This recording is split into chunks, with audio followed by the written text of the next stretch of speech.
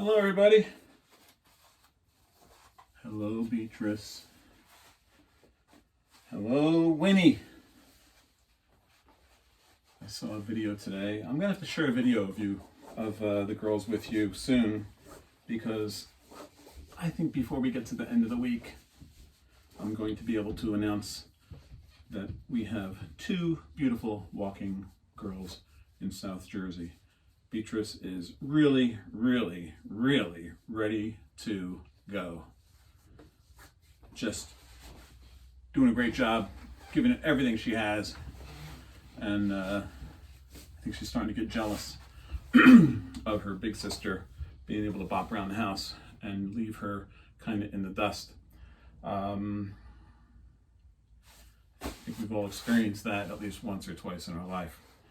So I was going to spend, there's cobwebs on these things.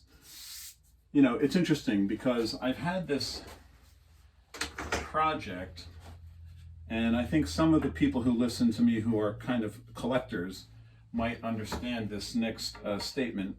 But I saw a video online recently of a guy who talked about spontaneous junk.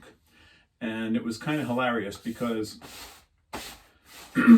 we all know, or we should know, that there are certain elements that when put together can begin to build heat and eventually become inflamed, and it's called spontaneous combustion.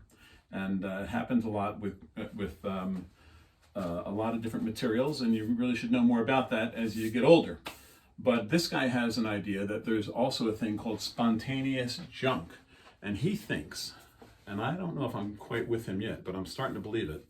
He thinks that if you pile enough old scrap, materials and metals and old machinery and junk, you pile it all together, one day a machine will develop almost on its own and rise from that pile of junk and become a worthwhile object. And he calls that spontaneous junk.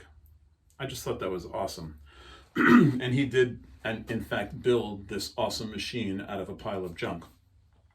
So I've been looking around the garage at some things that I've had parked away for many, many, many years, and thought, you know, I'm not heading down to see the grandchildren. I'm not going out that much. I have a few, spare moments from time to time.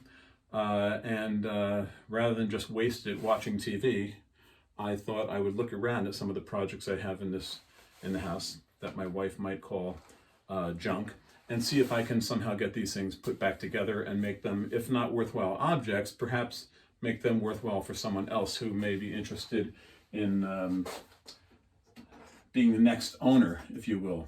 So I dug this out of the cobwebs, and this is the remnants of a bow saw. This is the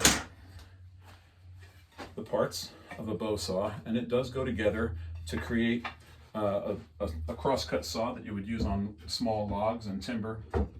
And I was going to try to put this together today a little bit and talk a little bit about this, but decided against it for a reason that I'll tell you about in a minute. When I looked online to see if I was missing any parts, and I am missing a part, but I think I can build the part, they called it a vintage bow saw. And it got me to thinking about like a lot of the wonderful things that I have here in the garage, which includes me, just might also be vintage. And I don't know, I guess that puts me in the same category, if you will. But I always look at vintage things as awesome things that are also valuable, and so I don't mind being in that list, if you will. So today, it's cold. Here we are on the 31st of March. Tomorrow is April 1st, and it's chilly outside, raining. I don't know about you, but I'm getting a little sick and tired of the rain and the wet outside.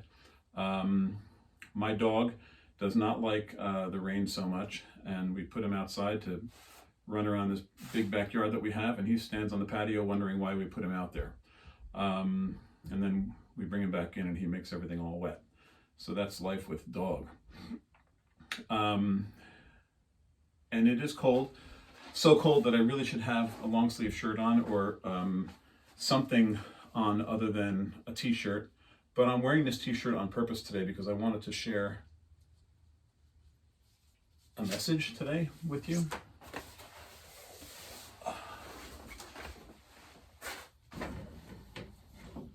So I'm wearing a Believe in Nashville t-shirt tonight, and thinking about my daughter who lives in Nashville. And it was about a month ago, I guess, when she called us at, I guess it was 1 o'clock in the morning, that the warning signals were going off around town. A tornado was heading her direction. And my wife and I were completely unable to assist her in any way. And we frankly didn't have a clue what to do. I gave her some advice that my dad had given me a million years ago about big storms, because he happened upon a tornado when he and my mom were traveling to Texas once, and he thought the family should know how these things work. And so he did share a few hints with me that I passed on to my daughter that night. And I suggested that she get to the smallest space in the house and the most protected space in the house. She was all alone that night, and she said the wind outside was pretty fierce. As it turns out, the tornado landed, or touchdown, I guess they call that, about 15 blocks from her house, and headed east.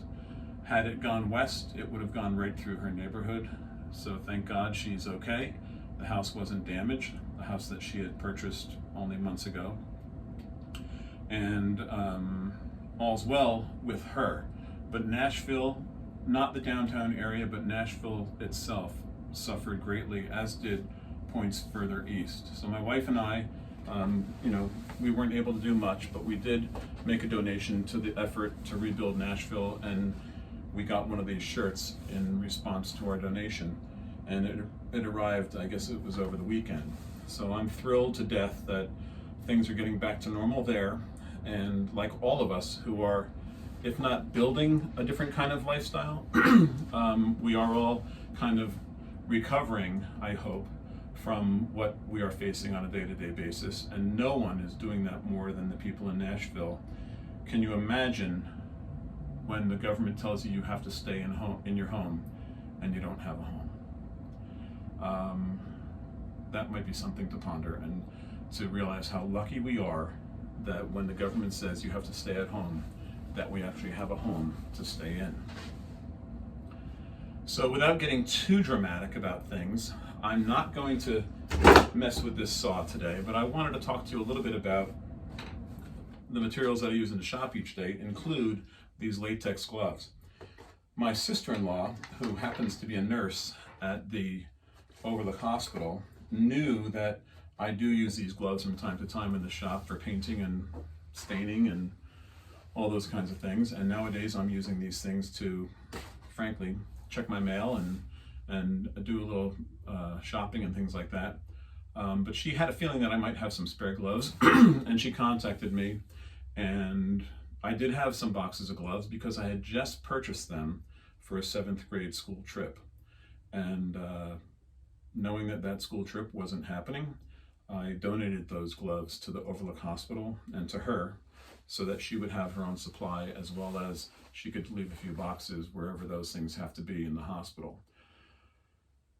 I've seen images on TV of the outside of hospitals when people want to be kind of, I don't know, I think they're being inappropriate when they mention that the hospitals don't seem to be suffering because the views are from the outside of the hospital.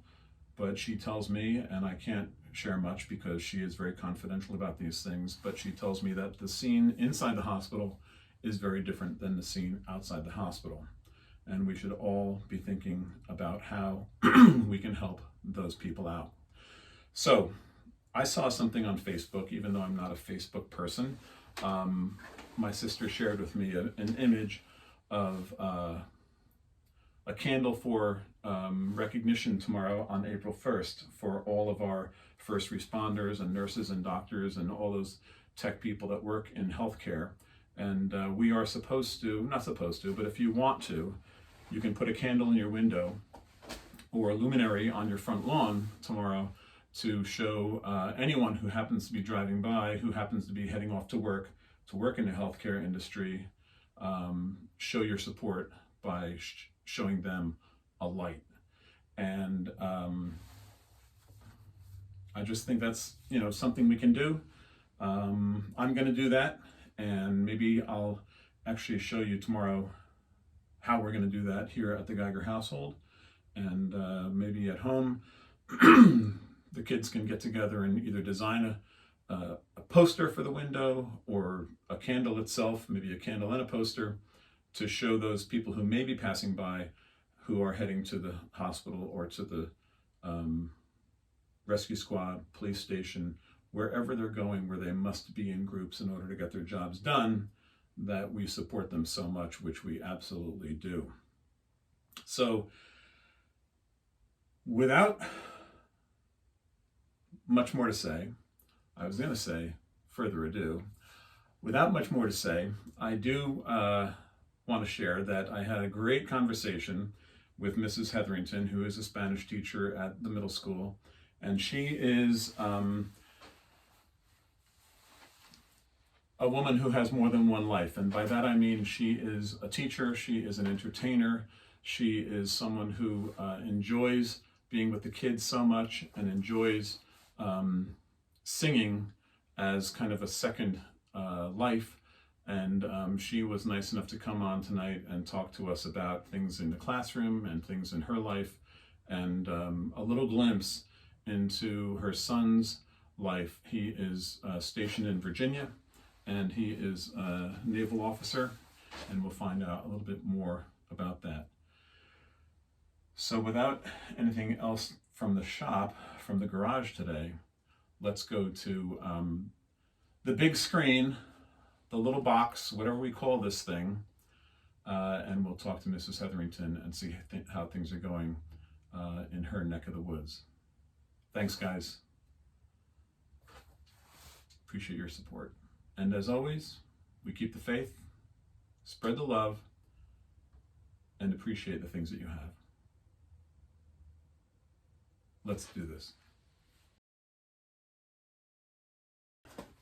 And so let's do that. Mrs. Hetherington promised me that she would log in, and I have high confidence in all of our staff members, obviously, and I'm sure she's waiting for us. So let's say hello to Senora Hetherington now. Senora.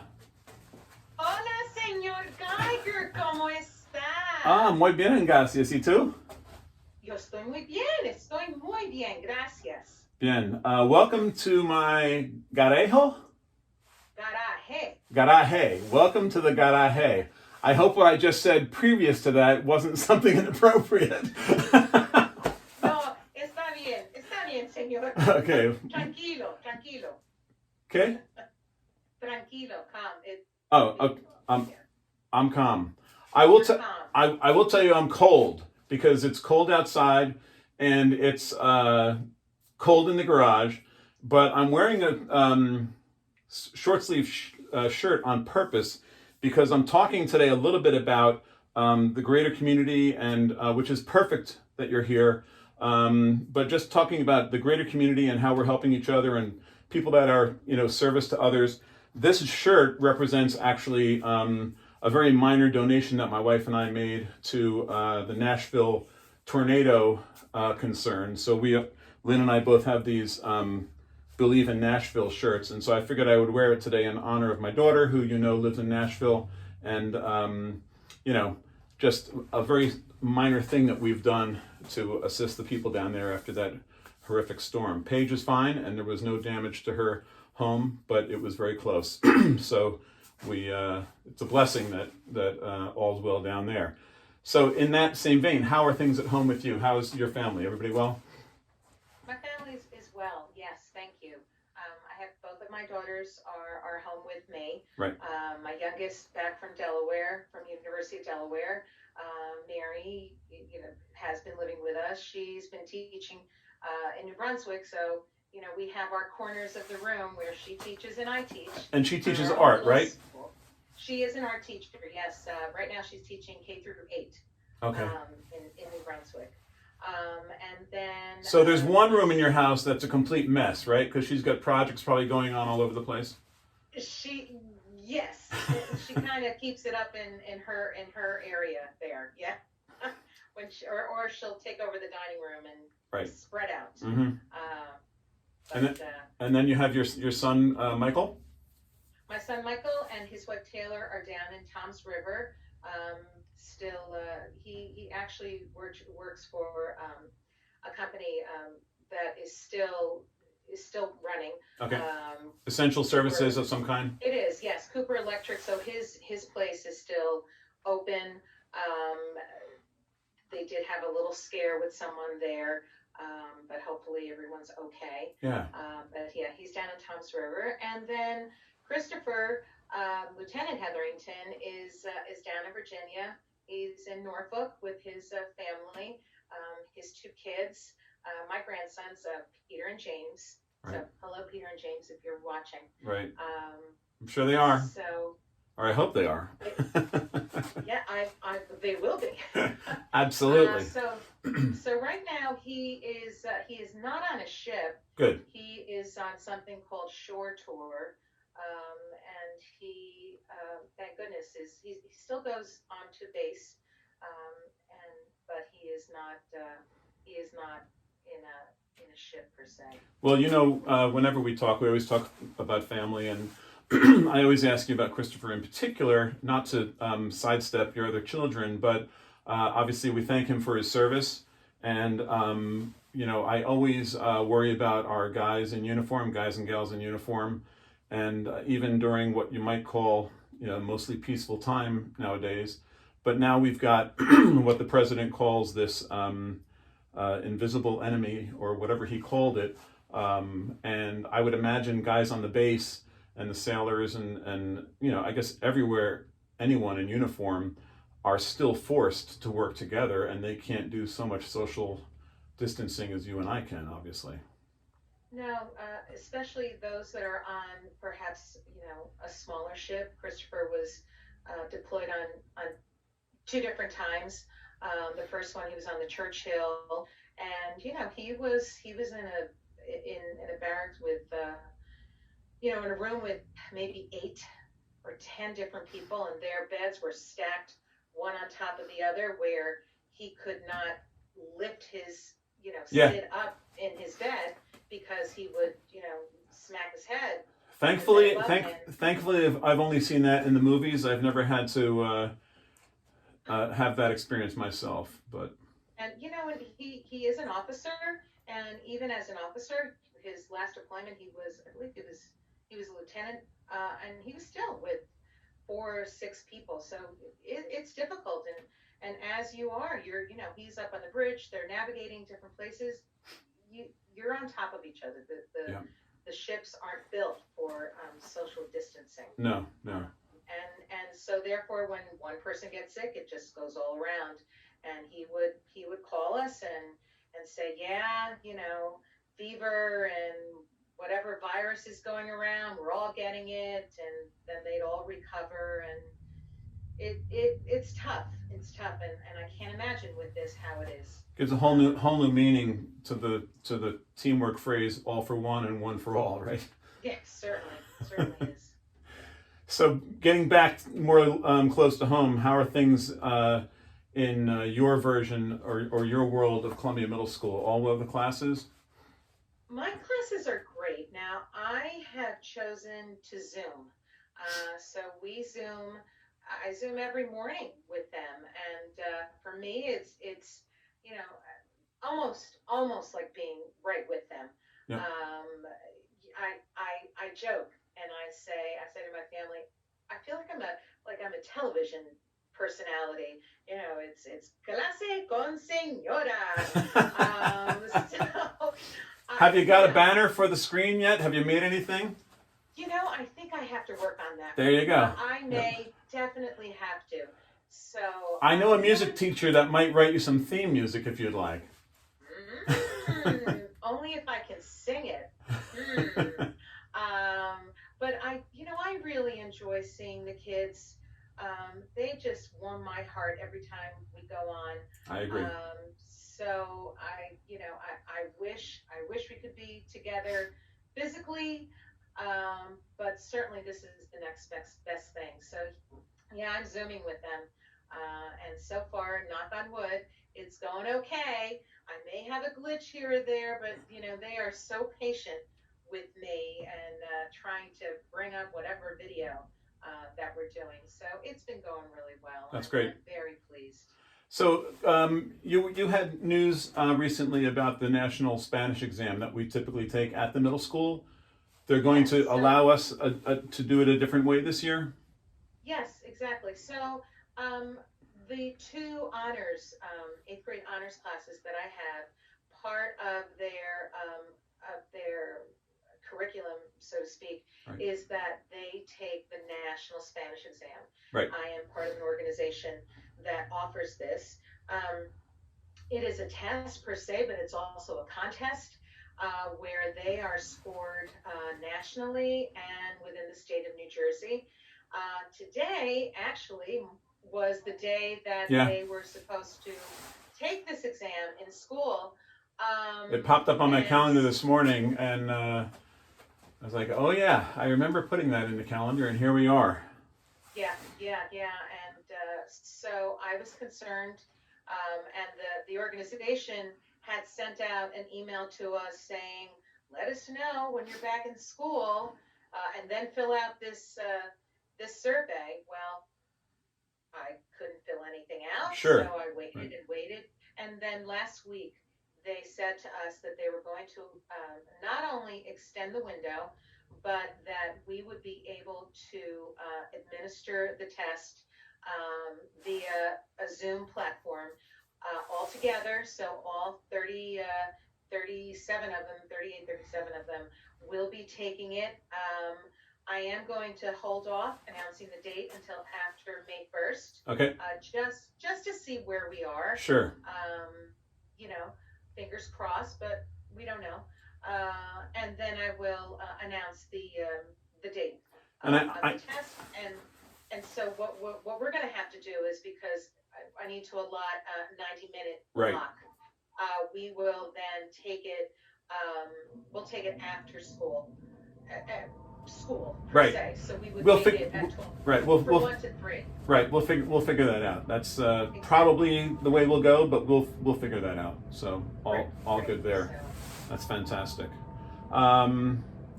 So I was glad to have you come on today, because we talked a little bit earlier about what the events in Nashville per se to this shirt, and as interesting as it may be, you have a class trip once a year with the 8th graders, the Spanish culture trip, and that is right now kaput. That's not happening, which involves a beautiful Spanish meal, flamenco dancing, and all that kind of thing. But you are probably Yes. also aware that there are some students who go down the shore in 7th grade, and Mrs. Einhorn actually asked me to buy the kids gloves this year, so that when they're picking along the beaches, they wouldn't have to use their bare hands. And so I did buy these rubber gloves, if you will, and recently I donated them to Overlook Hospital, because they're looking for all kinds of assistance and aid that they can get. My sister-in-law works up there, and supplies are short right now. So it just kind of apropos to your son being in service and the minor things we're doing here at home to help people out. I look at the nurses and all those folks working at the hospital as critical people, obviously first responders, if you will. And Right. I didn't know if you had heard that tomorrow we were supposed to put a candle out for anyone in the, to kind of recognize the work that the health departments and nurses and doctors have been working. Have you heard that anywhere? I did. Was it to put out a candle at 8 o'clock? Something like that, yeah. Something like that, yes. Just to just to show support. Right. So I have seen that around. So I bring that up to kind of share the wealth and propose to the students that even if they can't put a live candle out, if they could draw a picture of a candle, maybe put it in the window, anybody driving by who's on their way to work, on their way to the hospital or to a doctor's office might see that as some kind of a support thing. So and I think that's, yeah, I think that's great. I've seen that a lot of people have put out banners. In our town, the doctors will travel up to St. Barnabas Hospital, and there is a woman in town who has erected a big rainbow of balloons in front of her house. So just to cheer them on and to let them know that we are thinking of them. Yeah, it can't be easy heading into battle, if you will, because they are fighting for people's lives. Right, right. So on a chipper note, on a happier note, do you have anything for the good of the order? Any final words for our students? You know, something that's carried me these last couple of days. You know that I'm a singer, and that musical theater is my passion. So I have been able to watch some shows that are now being broadcast, some Broadway shows. Oh yeah. Also, you know that I have been back to voice classes, just to get my voice back into shape. And so what I wanted to do was I would love to share one of my favorite songs. Kind of a song that it's not in Spanish, it's in English, but a song that I grew up with, and I think it's so perfect for this time. So my first musical was Wizard of Oz. And back in the day, ladies and gentlemen, boys and girls, there was no DVR, and there wasn't even a video or a DVD that you could play as far as watching a movie. You had to wait once a year for The Wizard of Oz. That's right. You know, and it would usually come around this time, and I would anxiously wait for this one. And so what I wanted to leave you all with is Somewhere Over the Rainbow. I'll back off and let you do that. That'd be wonderful. All right, thank you. So, chicos, this is for you. When all the world is a hopeless jumble and the raindrops tumble all around, heaven opens a magic gate. When all the clouds darken up the skyway, there's a rainbow highway to be found, leading from your window pane to a place beyond the sun, just a step behind the rain. Somewhere over the rainbow, way up high, there's a land that I heard of once in a lullaby. Somewhere over the rainbow, skies are blue, and the dreams that you dare to dream really do come true. Someday I'll wish upon a star and wake up where the clouds are far behind me, where troubles melt like lemon drops away above the chimney tops. That's where you'll find me. Somewhere over the rainbow, bluebirds fly. Birds fly over the rainbow. Why then, oh why can't I?